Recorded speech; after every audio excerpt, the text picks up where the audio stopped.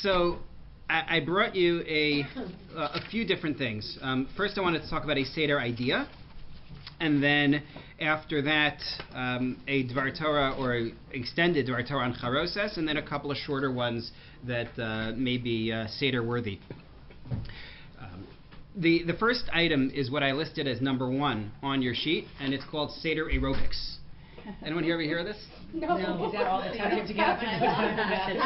Sounds like it actually is. It's really something. It's something brilliant. I was taught about. Actually, yes. I was taught about it, or taught the idea by Mrs. Abby Weiner, who is a teacher in Allentown, Pennsylvania, teacher/school administrator for decades. So we did a model Seder one year before Pesach, where we took everybody through the steps of the Seder and Divrei Torah, and we had a wine tasting. It was actually a really nice program, and so her contribution to it was Seder aerobics. And she explained that she has, thank God, kids, grandkids who come to the Seder, and at a certain point, people sort of start to drift off a little bit. And, that's what the couch is for, right? Leaning is for. Leaning, we call it, with your eyes open or closed, but it's leaning. Yeah. So so what she does is, at a certain point within Magid, based on, I guess what she sees going on, she says, okay, Seder aerobics time. And everybody stands up. And then, based on the ka'ara, based on the Seder plate and where things are, so she'll call out, like, Beitza, and everyone has to go like that, because that's where it is on the ka'ara, and Zroa, and it's that. And that way the kids also learn, like, what's on the Seder plate, and, where it's located, because now they have to do that. Like, she's calling out whatever it is, and you point to that. You have to make sure each one of your Seder plates on the table. Actually, right, they all have to correspond. You have to have one minhag for your Seder plate. Otherwise it won't work. But the funny thing from that program was that the local newspaper came to cover the program as a pre-Passover Jewish community getting ready for Passover thing, and they took a whole lot of pictures, but the one they ended up running was the Seder aerobics picture. This is what our Seder looks like. But very, very worthwhile. Okay, so that's an idea for certainly for people with little kids. It's a worthwhile idea. Okay, so the Charoset topic, or as I called it on the top of the sheet, the best Charoset recipe. So in order to do this, of course, I had to bring an actual recipe, so I brought you Martha Stewart's, one of her Charoset recipes on the sheet in source number 2. Do you use this one? No. I would use my own. I gave out all the sheets that I have. Yeah. You should have shared your own. Should have shared my Charoset recipe. It's true. The truth is, we made Pesach for our first dozen years because I was a rabbi of a shul. I wasn't going anywhere. But now for the last, whatever it is, 7 years or so, -1, I think, we've gone to my parents. So I don't even remember my Charoset recipe anymore. Oh well, I'll have to reconstruct it one day. What do you use for Charoset? What do you use for Charoset? Dates. Dates. Apples. Apples. Wine. Nuts. Pineapple. What kind of apples? Those who use apples, what kind of apples? A variety. I like Variety. Granny Smith. No. Sweet apples or sharp tasting apples? Sweet apples. Okay. Anybody? To be a sweet balance or something. Well, that's one of the things we have to look at, right? Otherwise, there wouldn't be a shear. In terms of the liquid that you're using, I heard wine. Anybody use vinegar? No, it's horrible. Yeah, isn't it? Balsamic vinegar would be good. Well, it's pretty sweet. What about the texture of the Charoset? What kind of texture are you going for? Coarse, lumpy. Sorry? Cementy. Mortar. Yeah, we're going for clay. Like cholent, but intentional. That's what we're going for. So it may surprise you to find out that, number 1, there are many different sources for what we do with Charoset, and that these dictate different types of Charoset, whether thick or thin deliberately, whether sweet or sharp tasting. It's not at all clear-cut in terms of what it's supposed to be. There is a lot of Talmud on it. That's the problem. If there were no Talmud, it would be easy. The problem is that there is a lot.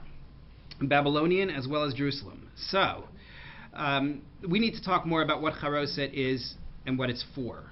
What is the reason for having charoset? Symbolic.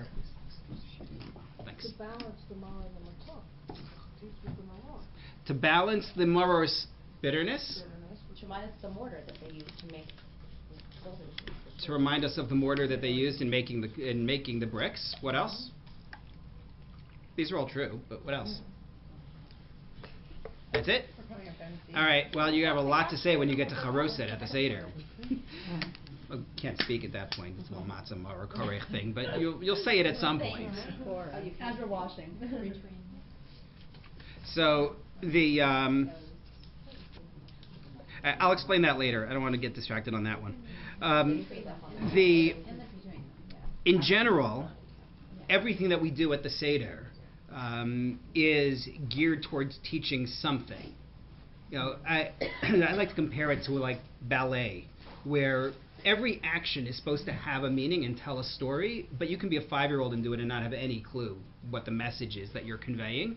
Or you can be somebody who like knows what they're doing, and in that case, each act will convey a message. So whether it's picking the cup up or putting the cup down and uncovering the matzah or covering the matzah, moving the kara away, reclining, breaking the matzah for yachatz, all of these different actions are meant to convey something of a story. There's supposed to be a message to the actions, and sometimes it's very clear, like in leaning, right? There's no reason in the world for a Canadian living in the 21st century to lean at the table. We don't actually we design our furniture to sort of bend our bodies into 90-degree angles, right? That's what we do. We all sit in these chairs usually. We're not used to leaning. Why do we lean at the Seder? To demonstrate freedom and royalty, which again, no one who's free is doing that, in Canada in the 21st century. But we understand it's conveying a message, right? Tip for those who have chairs, not necessarily with a higher back, but even with these, turn them sideways and lean against the back of the chair. If you can get a couch or an armchair, you're better off.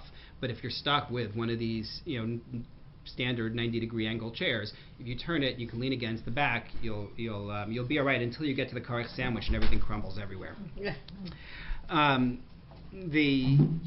we get to Charoset, then we have to ask ourselves, what message is it that this food is meant to convey?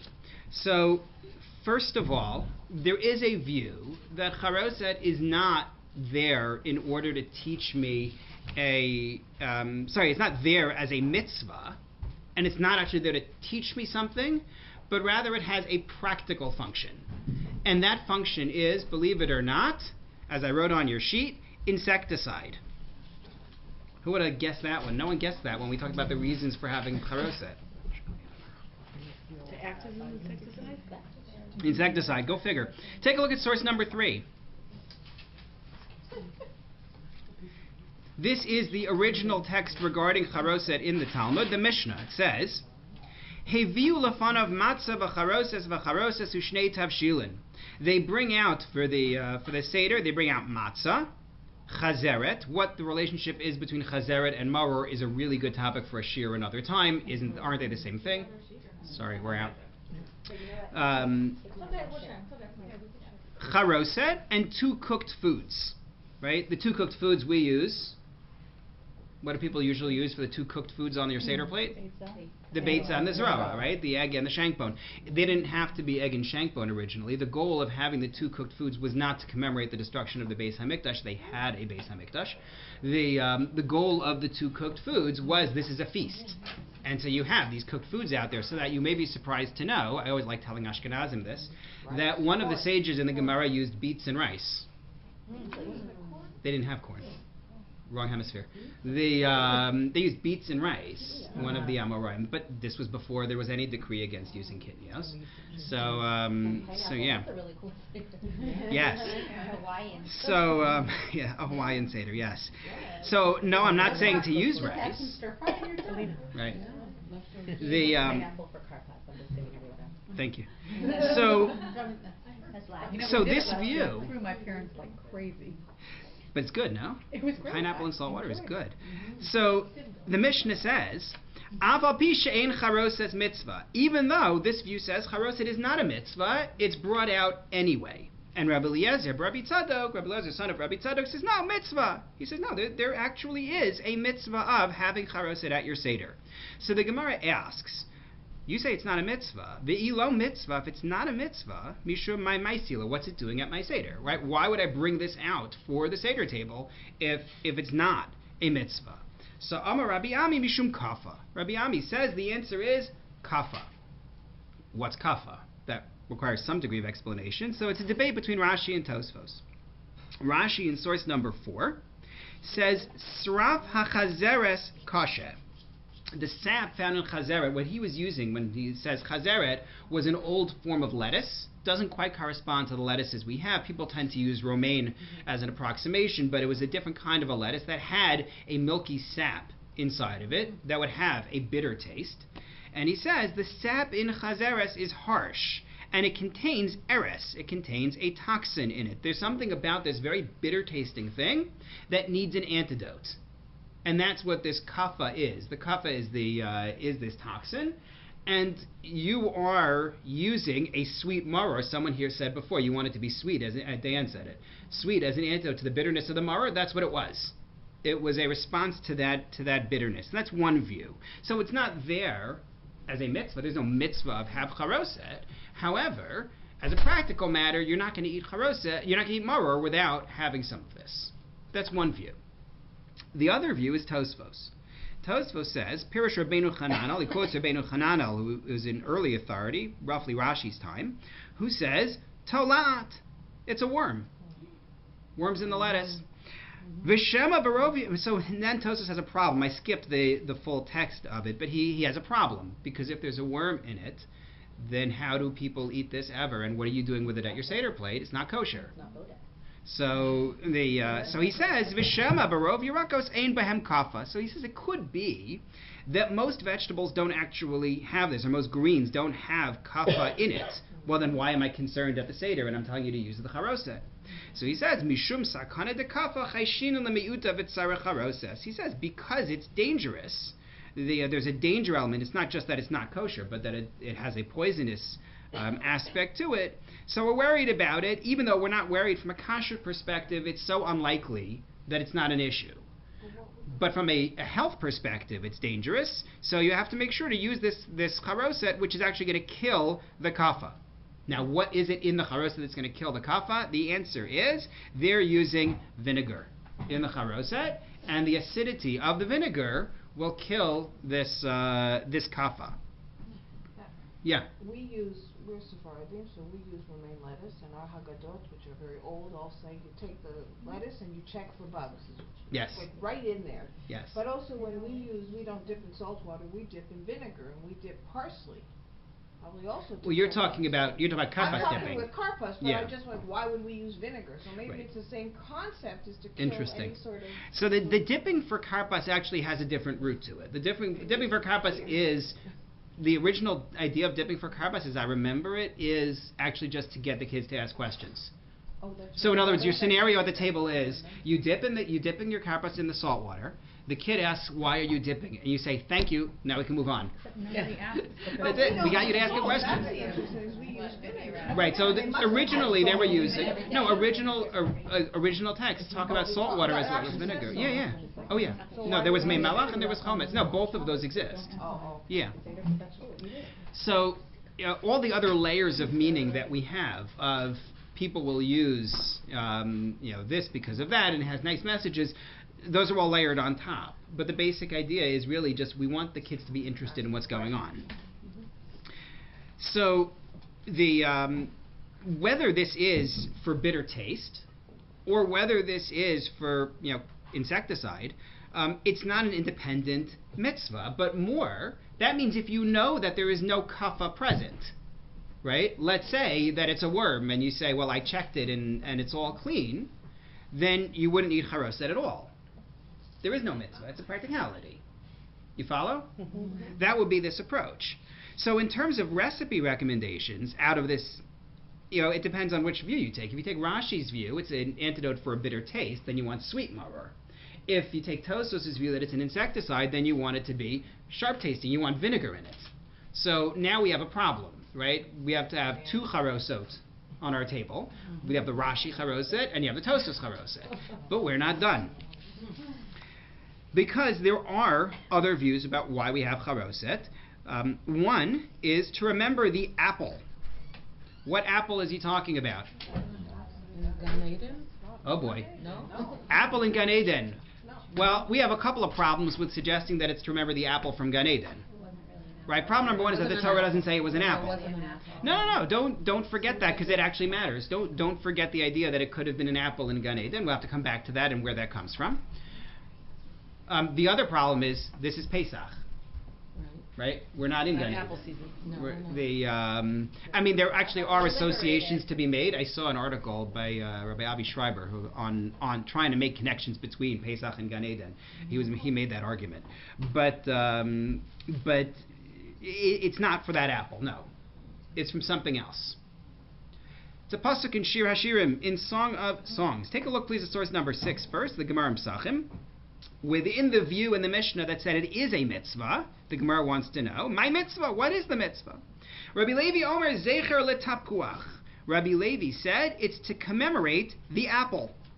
And in a minute we'll find out what he means, but he says, Vitzarech lekahuye zecher letapuach. It has to be tart tasting. You want it to have that acidic taste. This is the Tosfos version of Charoset, the one that's sharp tasting. Now it's not only sharp tasting because you want to kill this kafa that's in it, but also because the apple, he understands that the apples they had in Egypt, because we're going to find out it's an Egyptian apple tree, were actually sharp tasting. That's Tosfos' take. So what apple is this? Number 7, pasuk from Shir Hashirim, Song of Songs. Tachas hatapuach orarticha. Shama chiblascha yimecha, shama chibla yeladascha. Hashem is addressing the Jewish people, and he says, beneath the apple, I awakened you. There, chiblascha imecha, like the phrase chevlei leda, birth pangs. There your mother birthed you. Shama chibla yeladascha, there the one who birthed you experienced birth pangs beneath this apple tree. And what that is linked to is the Gemara in Sota. Take a look at source number 8, which is on that. It's commenting on that pasuk. It's talking about how the Jews got around Paro's decree of killing the babies. Right, once he is no longer trusting the midwives. So there's a series of midrashim which are all brought in that Gemara in Sota about how miraculously they gave birth and they were protected and the angels raised the children in the fields. There's a whole series of midrashim which you may be familiar with. So this is one of them. When the time came for them to give birth, they went and they gave birth in the field under the apple. And they quotes the pasuk that we just read from number 7. So your mother birthed you in Egypt underneath the apple tree. Clear? Mm-hmm. That's what we're referring to when we say to remember the apple. I did look it up, and yes, Egypt does get apple trees at roughly that time in their history. Apple trees are not native to Egypt, but at roughly that point in history, they are brought in, which is why they actually used a word very similar to tapuach for it, because they borrowed the fruit and they borrowed the Semitic word for it, the word that we use. Now, just as a tangent, but it's worth knowing, this pasuk is also one of the 2 reasons why the Christians decided that the fruit in Gan Eden was an apple. We didn't. The Gemara offers 4 different possibilities for what the fruit in Gan Eden was, right? It's Gemara / Midrash to get all 4. One is, right now? Sorry? Pomegranate. Nope, no pomegranate. No? Sorry, different holiday. Pineapple. Not pineapple either. That's karpas. Vinegar. Adama didn't grow from a tree. Yeah. Good point. So, no potatoes. Fig, then that's why they then use the fig leaves, right, for themselves right after that, and repairing what went wrong with the product of the fig tree. That's one approach. Grape is another one, because as the Gemara says, Coming from Israel, right? no, the Gemara says that there is no fruit that brings crying to humanity like the grape. So the grape is another one. Esrog is the third, because the Torah describes the esrog as a fruit of superlative beauty, and Chava looks at it and is impressed by the beauty of it. So that's the third. And then the fourth is wheat. No one ever guesses wheat. The wheat, because people gain intelligence and start to display intelligence when they first start eating grain products. So that's, they reach a certain age, right? You give them the little, cereal. Sorry? No, interesting. Yeah, so that's the idea. Now, you'll tell me, well, wheat is not a tree, right? You might say.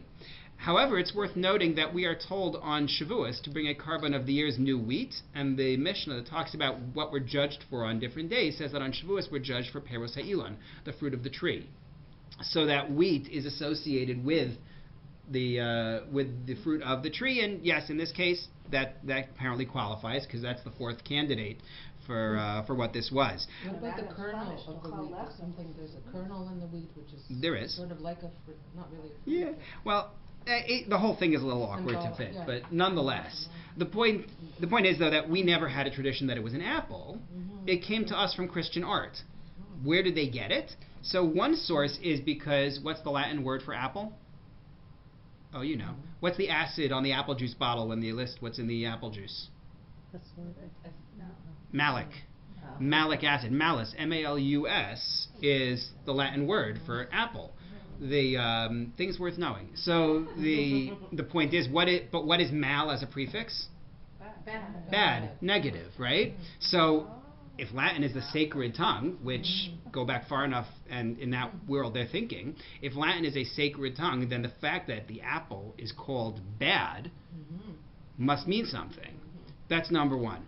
But number two, going back to that sentence in source number 7 from Shir HaShirim, from Song of Songs, Shama chiblatcha imecha.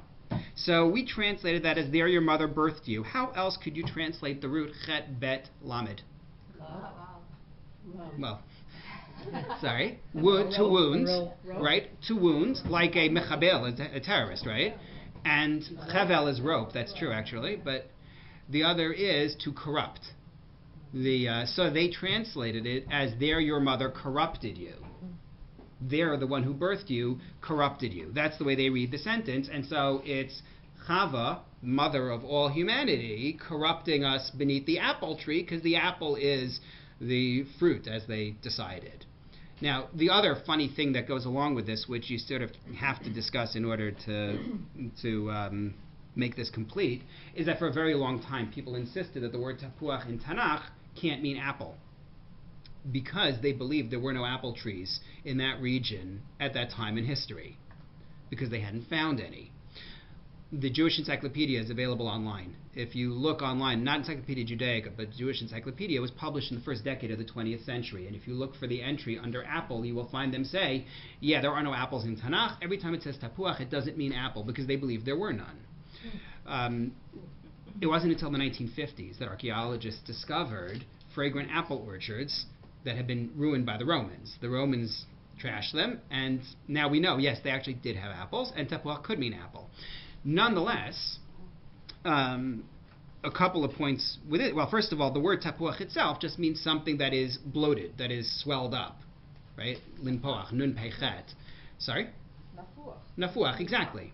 So that there are suggestions of various round fruits for tapuach. Quince has been suggested. Rav Soloveitchik suggested maybe it was a citrus fruit.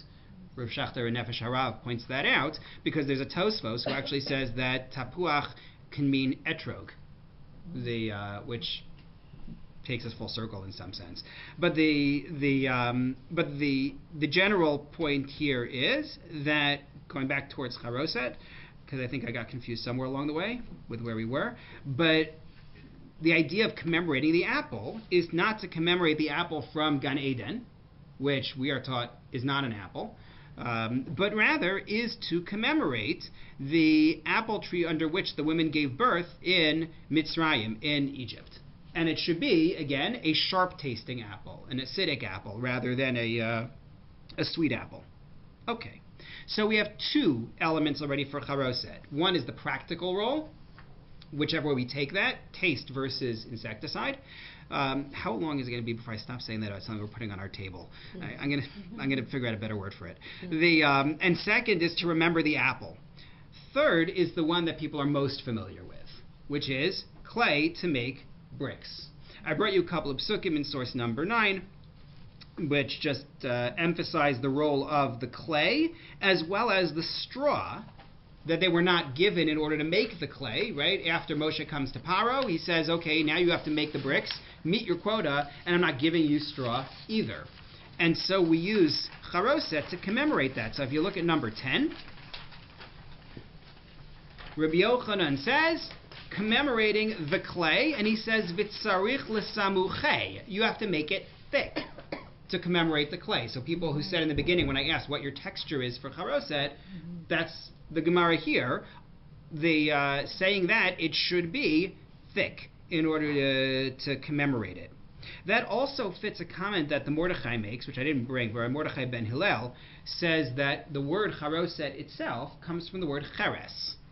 What is cheres? Clay, pottery. There are a couple of other possible etymologies, but we'll go with that one. He's quoting the Yerushalmi, but it doesn't appear in our Yerushalmi, unclear to me. But in any case, he says that it means clay. That's what the word means. So your Charoset should be good and thick. But in addition to being thick, take a look at source number 11, which is from the Mordechai, writing in 13th century Germany. It's always important to know where people are writing, because so many minhagim develop in different places. Diane mentioned being Sephardi.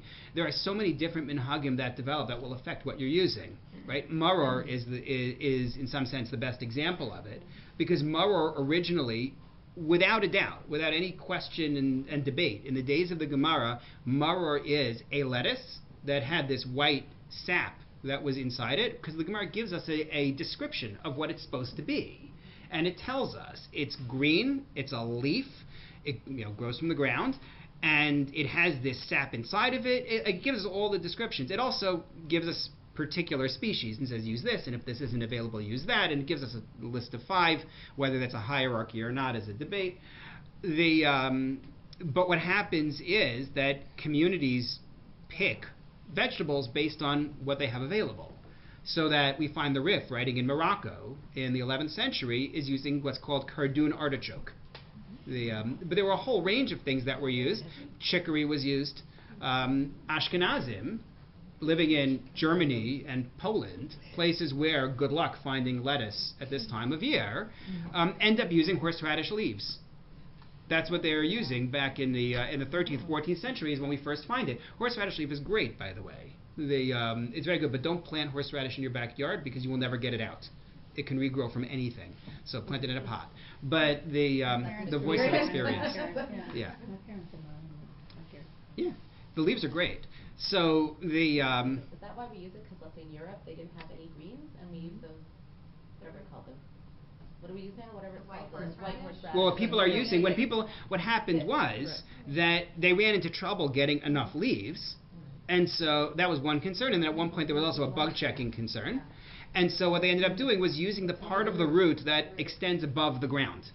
That's sort of like a leaf because it's above the ground. Yeah. And then that gradually became using the root itself. But so Ashkenazim. Today, if we can get it, like, are you saying it's preferable to use what we can get? So now? I'm never going to tell someone to change their minhag, but ask your rabbi. Unless you want to use pineapple. Yeah, no, pineapple is no good for mower. Okay. So, yeah, sorry. So you need to know who is writing and when they're writing, because a lot of that will influence what you're going to see them use. So take a look at the Mordechai in source number 11, where he gives you a recipe from the Rokeach. Rokeach is writing in Germany, not the product. No. He says, Lakach mesimen b'charoses kane v'kinamon v'zangvol. He says, this is why we place in charoset kane and kinamon. So kane, I translated as sweet cane, which is one translation. There are others. That's why I left in a question mark. Kinamon is cinnamon, and zangvol, which is ginger. He says the reason why is because you can't crush them well to avoid having tough strands. In other words, he wants you to end up with fibers in the charoset. So not the cinnamon that we buy. Not ground cinnamon, no, like real cinnamon. Yeah. Right, he wants fiber. The you know you're being recorded. He says this is to commemorate the clay, because the clay had straw mixed into it. He says because you had straw mixed into the clay, and that's what you want to commemorate. It's not just about commemorating the clay, but also the texture of it. So that's an additional point, which he mentions, and in fact, this will cross boundaries between Ashkenaz and Sfard. Take a look at source number 12, the Rambam's commentary to the Mishnah that mentions Charoset. So the Rambam gives you his recipe. You want to know what the Rambam used for Charoset? This is great. You have Rashi's Charoset, Tos's Charoset, the Rambam's Charoset, the Mordechai's Charoset. This is Charoset bar.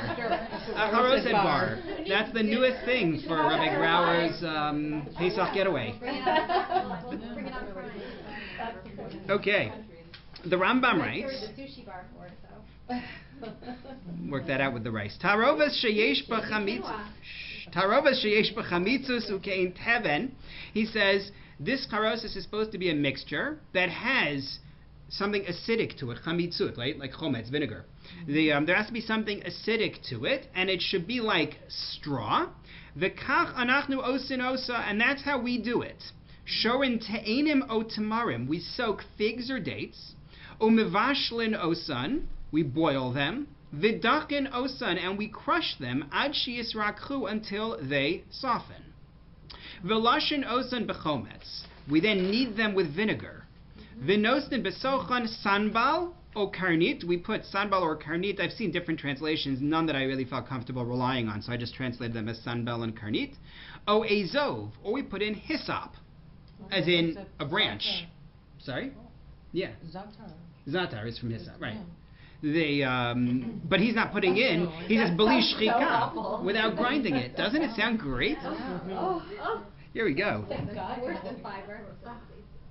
So that's his recommendation. So that you have the texture of clay, including the straw element. He says don't grind it up. However, there's another element to this. The comparison to clay is not only about texture, it's also about taste.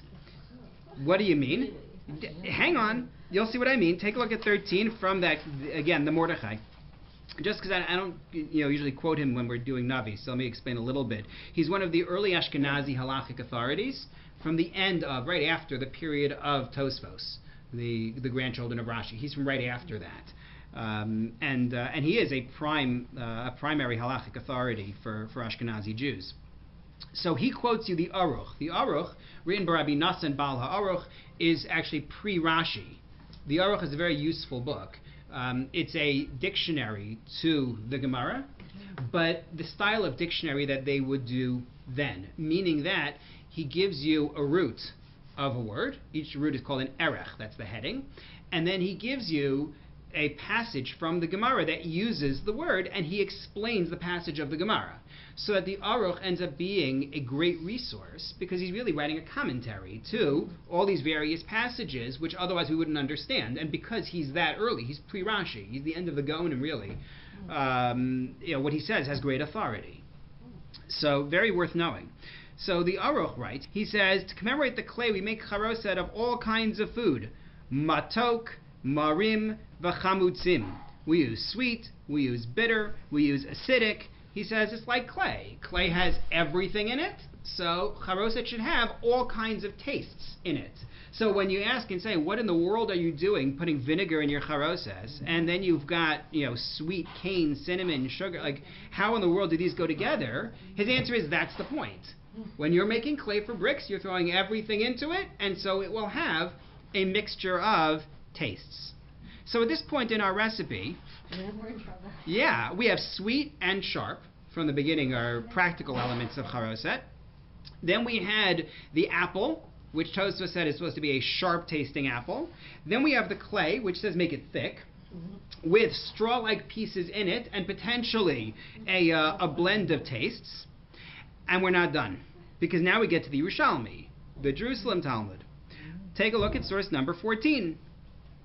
Perhaps the most problematic of the associations for charoset from a historical perspective. Is tani tzricha shteh raka. Some taught that it has to be soft. When he says soft, what he means is liquid, like a runny charoset, not a thick charoset. Why? Milsei amar zecher ledam. This is to commemorate the blood, by which he means the plague of Dam, the first of the Makos, the one with which Hashem first declares to Paro, the Jews are my people and you are in trouble. That's what we're trying to commemorate with this. Well, how are we going to satisfy thick Charoset and liquidy Charoset? This is a problem, and it's especially a problem this year. This year, the first day of Pesach is Shabbos. Take a look at source number 15, Tosfos. Tosfos says, this is how we do it. Ubish'as achila mekalshin oso b'yayin v'chometz. When we eat the charoset, we dilute it with wine and vinegar. Meaning that you take your charoset, you make it as a thick thing, you bring it out to the table thick, and then you add liquid to it, and that way people will have both. They'll have seen it as a thick commemoration of the clay, but then they'll see this liquid in it that will be blood-like. That's the idea. The problem that you run into... Sorry? Yeah, isn't it? What did you expect when you asked a group of rabbis to tell you how to make charoset? How much do you have to give it? Is there a required amount? So we can... afterwards, okay. Yeah, I can get to that. It's a good question. You're not even going to eat it anymore. I don't want to eat any of it. But you do it at the table or you do it before? I don't. Before, right. That's what people are used to. So I want to come back to that. So putting wine in as part of the recipe. Yeah. So, But not at the table. right. So a couple of things that have to be noted. First of all, the problem with Shabbos. Oh, first of all, actually, the Ramah, Rabbi Moshe Isserlis, in source number 16, also mentions, as Tosfos did, v'charosis yaseh av. You make it thick, right, like the clay, but then he says, v'achar kach nosnin bo ma'at chometz o yayin adom zech ledam, and then we add a little vinegar or red wine to commemorate the blood. So he's saying, Like have a little bit running on the top. yeah, like a moat, around it. So here's the problem. The problem is the malacha of lush. One of the 39 avos malacha, one of the 39 types of tasks that we are not supposed to perform on Shabbos is lush. Lush means to knead something, to make a dough.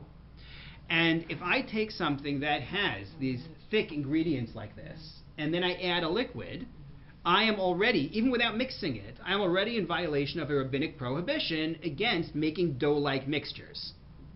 If I mix it, it can be worse. But even without mixing it, I have a problem. So what am I supposed to do? What if it's before? What if it's already? But if I'm supposed to add it at the table? So show everybody before Pesach starts. You bring it to the table? Like Oh, what do you mean? Part of No the mixture wine. at all, or No. So I think what Carney is saying is actually number 17. The Magen Avram's recommendation. He says, "V'imchol b'Shabbos, if it's on Shabbos, yitain bo hamashke me'erev Shabbos." So then add the liquid before Shabbos. That's easy, he says. Just make it on Friday. But if you made it regularly on Friday, forgetting this business about, the wine, he says, or you wanted to make sure people would see it as thick, so he refers you to the laws of Shabbos as opposed to the laws of Pesach, where he says, "De'al yedei shinui muter lases hamashke b'Shabbos." You can add liquid to a mixture on Shabbos, just do it in an unusual way. What does that mean? Put the wine in the bowl first, and then add it afterwards. You still don't mix it up, but that way you have your moat, you have the liquid flowing around it to remember the blood, and you have the thick charoset. Couldn't you just satisfy it by bringing out 2 bowls prepared in advance, one liquidy and one cement-like? Right. Oh, that's smart. That's right. All right, you should be on the stage. There we Source go. number 18. 21st century. 21st century. Okay. There you go. So here's the question now. Given that these are very clear sources wanting it to be liquidy, and they're primary, when Tosfos and the Ramah tell you something, it's a good bet that that's Ashkenazi custom. So why is it that certainly every charoset I'd ever seen, and judging from the response around the table, is thick? No one's doing this liquid thing altogether. Why not? It's not that we're bad Jews. But we're adding liquid in the ingredients. Yeah, but you don't see it as liquid. You're not commemorating the blood based on what it was in the ingredient stage. Yeah, you tried to make it stand out. They didn't have any wine. It's running away. It's gebrach. Right. Yeah. Well, it's not. No, not gebrach. You put it on your mouth. If it's too liquidy on the mouth. Right. So we're going to get to the question of how you eat it at the end of this, but first You the. don't eat it with the matzah. You do it with the matzah. It's like the mud symbolized something. To make a sandwich. Sorry. Mud symbolized something else. So we What? I don't know. The wine. Yeah. No, but not everyone puts it on their plate. So, okay, now we have a question that will lead us to our answer. The question is, don't we already have something at the Seder that commemorates the blood? And that is potentially the use of red wine, the prioritization of red wine. One of the reasons to prioritize red wine is because it looks like the blood. So that will also give us the answer for why, I think, this is my guess, but what I think is why people don't do this. Why is it that at one point in history people stopped using red wine? It looks really bad. Blood libel? It looks really bad to the neighbors, thank you. The blood libels. Right, where people would allege, Christians alleged, and frankly it was in the Arab world also, more recently, that Jews were using, blood for their matzah. And because of that, it wasn't safe to use red wine, and people stopped using red wine for the 4 cups. And I suspect that's also what happened to the runny Charoset, to the idea of having this liquid in it, this was a really bad idea. So maybe that's why it stopped. I don't know. The only reason why I hesitate with that suggestion is because there's a lot of halachic discussion about this when it comes to the 4 cups. Meaning there actually it's written like we avoid this because it's a bad idea. I haven't seen anybody say that regarding Charoset. That's my doubt. But what this means is if we're remembering the blood, like the Yerushalmi says, that means we want lots of wine or vinegar, I suppose, there in the Charoset. And then there are 2 customs, right? We have the practical aspect of Charoset, right? Whether it's because of the kafa taste or the kafa bug, we have 3 mitzvah elements, 3 mitzvah reasons. Sorry? Vinegar honey. Only if it's grain based, right? It doesn't have to be grain based vinegar. You have wine vinegar. Red wine? The 3 mitzvahs are remembering the apple, remembering the clay, and remembering the blood. And then you have 2 customs. One custom is to make it sharp tasting, which we already talked about a little bit for other reasons, but to commemorate the slavery. If you take a look at source number 18, Rabbeinu Yaakov is the author of the Torah, which is the forerunner of the Shulchan Aruch, of the Code of Jewish Law, and he says you make it thick to commemorate clay, u'midvarim chamutzim, and from acidic things, zecher l'maror, to commemorate the bitterness. So he says he wants you to make it acidic, to make it sharp tasting. So that's one custom, unlike the view that it's sharp because of the apple or because of the kafa in the beginning. The other is that you want it to be to have in it nuts and fruit, like the Jews, which sounds very Or nutty and fruity. nutty and fruity. That's us. It's not me. It's Tosfos. Tosfos quotes it from the Gaonim. So this is a very old practice. I brought you the Hebrew at the bottom of one side, the English to the top of the next side. Source number 19. Ubetshuvas hagaonim mefaresh lasos charoset v'peros shenidme lekneses Yisrael b'shir hashirim. He says the Gaonim, leaders of the Jewish world from the 7th to the 10th century, we find a responsa that suggests they're supposed to use charoset. You're supposed to use fruit to which we are compared in Shir Hashirim, in Song of Songs. So one is the sentence we mentioned before, beneath the apple tree, so use apples. Kefela harimon, the beauty of the Jewish people is compared to the pomegranate that's been split open, so a pomegranate in. Ha-te'ina chanta, te'ina, that's the fig. Amarti ele betamar, that's the date. Egoz, which we usually render as walnuts. From another pasuk, and then shkedim. Sorry. Okay, and then shkedim. You have almonds.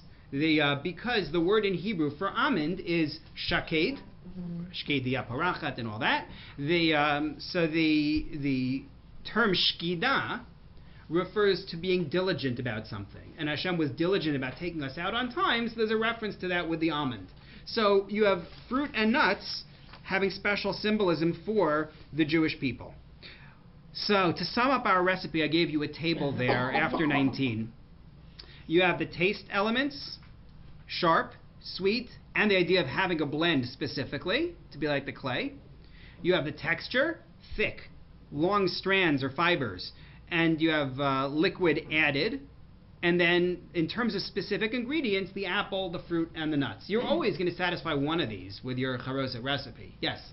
I have a question. So you mentioned that there are specific, I don't know where, they're saying that you shouldn't, at some point in history, you shouldn't use the red wine for 4 cups. Where Yeah. was that from, like, what did it say? Right, so that's basically Christian Europe. You're talking 15th century, roughly, Okay. is when it So, starts. not to use it, so I guess Correct. I'll assume that Jews didn't use it at that time. But now we do. Yeah, because We use it again. we're not afraid of blood libels. So why we were- don't we also add? Right. So I'm not So, saying that we like- shouldn't. Right. So, right. Let me explain it a little bit more thoroughly. The idea would be that there were people refraining from it, rather than law on the books, don't use it. It's people said this isn't smart. It is recorded in halachic works regarding the cups, saying we don't do this because it's dangerous. But there is also a set of halachic reasons for using red. There were specific reasons within some sources, because there's a pasuk in Mishlei which says al terei yayin ki yis adam. It identifies wine as classically being red. So in Tanakh, wine is usually red. Another reason is because at one point it was considered to be the better wine. It was actually better for you than the white wine. So there's a preference for that. And there is the idea of associating it with the plague of dam, the plague of blood. So you had real reasons to do it, and so people came back to it when they were able to. When it comes to the Charoset, which its status as a mitzvah is even questioned, right? You have one view that it's just practical rather than being a mitzvah in the first place, and then within it we have all this debate about why you do it, and the reason of do it because of the blood is brought in the Yerushalmi. The Babylonian Talmud doesn't even mention that. It mentioned the clay, it mentioned the practical aspects of it, it mentioned the apple, it didn't mention the blood. So I think it's possible that it never makes it back, assuming I'm right that it was cut out in the first place because of the blood libels. It doesn't have the same strength such that it's going to rebound after that and people are going to be familiar. Most people don't learn Yerushalmi. So if I am learning Bavli, I'm learning basic Talmud, and I read and it says Charoset should be like clay, it should have the apple, and I think in my head, well, do we have that on Pesach? Oh yeah, okay, good, go on. And when I hit in the Gemara the idea of the wine and being red, so I think, oh, we should use red wine. Well, we're not right now, but when we're able to, we're going to come back to it. Most people are never going to encounter a text that says Charoset should be like the blood. So I suspect that's why. But again, this is speculation. Okay, so two other points within this discussion of Charoset. First of all, you might not have to eat Charoset as part of the mitzvah. People said, like, well, at this point, do you want to eat this thing? Take a look at the Rambam in source 20 and 21. In the Rambam's commentary to the Mishnah, he writes the following. V'Rabbi Tzadok, right? It was Rabbi Elazar Rabbi Tzadok. Sha'omer Charoset mitzvah. He says Charoset is a mitzvah. So chayav l'da'ato levarech asher kitshanu b'mitzvosav etzivanu al achilas charoset. He says if you take that view, you actually have to make a bracha on eating charoset. However, ve'ena halacha. He says that's not the law, which makes it sound like he believes it's not a mitzvah. Not a mitzvah, no bracha. However, when you get to his Mishnah Torah, his work of law, which he wrote later, he writes charoset mitzvah midivrei sofrim. He says it's a rabbinic mitzvah. And by the way, he gives you a recipe there. Right? So, which is it? Is it a mitzvah or is it not a mitzvah? In the Rambam's work of law, he gives you a recipe for charoset. How cool is that? So, the question then is, what is it? What does the Rambam actually believe? So the Moad Muzmanim of Sternbach suggests that you look carefully at the language and you realize what's going on. In the first part, number 20, the Rambam is talking about eating the charoset, which is why he has a bracha on it. And he says there's no mitzvah of eating the charoset. Whereas in 21, he's talking about it being brought in front of the person. He says if the end of the line in 21, after the recipe, he says, U'mevi'en os ala shulchan b'leilei Pesach, you put it on the table. Which was all it actually said in our original Mishnah in source number 3. Hey, vi'u lefanav, they brought it. That's all. There's no mitzvah of eating it. Once it's in front of me, I may eat it. But the mitzvah is simply to commemorate. So you saw it. Everything. Exactly. So it sits on the table. It's an art exhibit. That's the idea. But that's the way that Rav Sternbuch explains what the Rambam is doing. In which case, no, there's no actual mitzvah of dipping in it. Maybe we dip in it for other reasons, because the taste is sharp or the insect or whatever it is, but not as a function of a mitzvah. That's number one. Number two was the question that several people asked, which is, so how do you put this on your sandwich? So the answer is, you don't. The Charoset was traditionally described as something you dipped in. Mm-hmm. And not only that, but this is a little bit longer of a halachic discussion, but according to many sources, you dip in it and you shake it off. Mm-hmm. It's not supposed to actually be so strong that it's going to kill the bitterness of the maror. So you dip in it and then you shake it off. In terms of the sandwich, there are those who say don't dip at all. I think I did this in the Beit Bulletin, the weekly halacha, a couple of weeks ago, I think. According to many, what you do with korech is either don't dip it at all in the charoset, or you dip the maror part of it, not the matzah, in the charoset, and then shake it off. But that's it. You're free to eat it later. There's a minhag among Hasidim, I think, to eat the charoset specifically at lunch the next day. But so either don't put it on or just dip the maror aspect of it in and shake it off. Yeah. Rambam doesn't have any apples in his. Rambam does not have any apples in his. That's very interesting. You're right. We don't have apples in ours either, so that's why. Well, good Sfardim. But people do, They like, don't have figs and apples growing dates, in you the know what country, figs and so- dates and those. Right. It could be Egypt in the 12th century wasn't apple territory. I don't know. Possible. Definitely. I'm looking at his other recipe that he brought in his commentary to the Mishnah in number 12. But yeah, he also didn't mention any apples there. So I hope that this gives us a little bit of a better appreciation of the humble Charoset. It's far from just a fruit salad showing up at your table. There's an awful lot here. I hope I'm not going to make you crazy now in terms of what you actually do to make Charoset. But that's a little bit of a guide to the Charoset. So I also brought a short Dvar Torah that is Seder ready, because you could do this like the Charoset thing. You could do it during Shulchan Aruch, as a nice thing. But a short Dvar Torah. So this is something that occurred to me this year, which I believe in it being correct as a matter of principle, although its application to the specific pasuk I'm going to use maybe right, may not be right. It may be drash, which isn't the end of the world. But I take a look at number 22. Number 22 is from Parshas Kisavo. It is what the farmer says when he brings his bikurim, the first fruits, to the Beis HaMikdash, and it is you'll see it. It's a summary of our experience in Egypt. The Egyptians harmed us, they oppressed us, they gave us hard labor. We cried out to Hashem, God of our ancestors. God heard our voices. He saw our suffering, our struggle, and our strain. Okay. That's a summary of what is in number 23, which is the pasuk as it appears when we are in Mitzrayim. After a long time, we've already been slaves for a while. We've already had trouble. They're killing the baby boys and so forth. The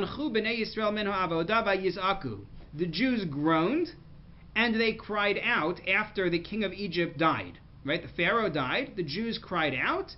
Their cries go up to God.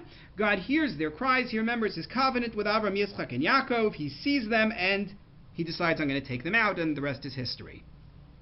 This is the midpoint of Magid. One thing that's a good idea for kids is to help them understand the structure of Magid. Once they understand the structure, it can help them survive.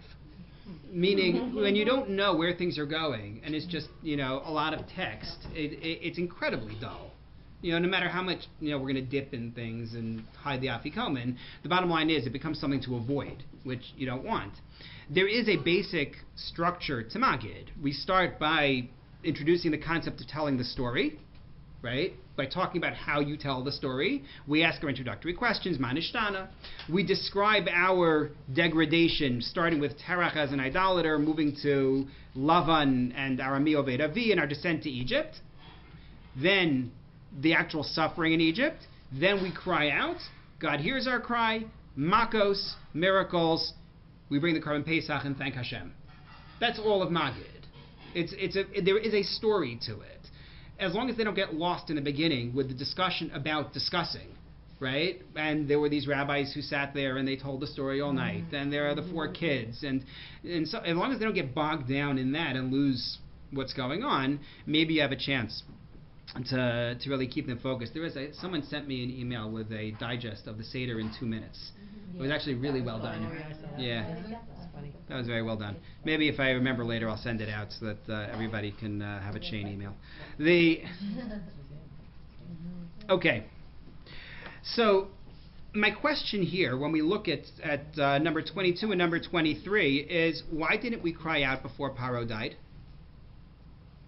Cry out to Hashem To save us from slavery, yeah. Save us. No, I don't mean why didn't we say to him for Paro? Isn't this the first Pharaoh died and then the second by a Yeah, but they're all bad. We were slaves before this. He already decrees against the baby boys before this.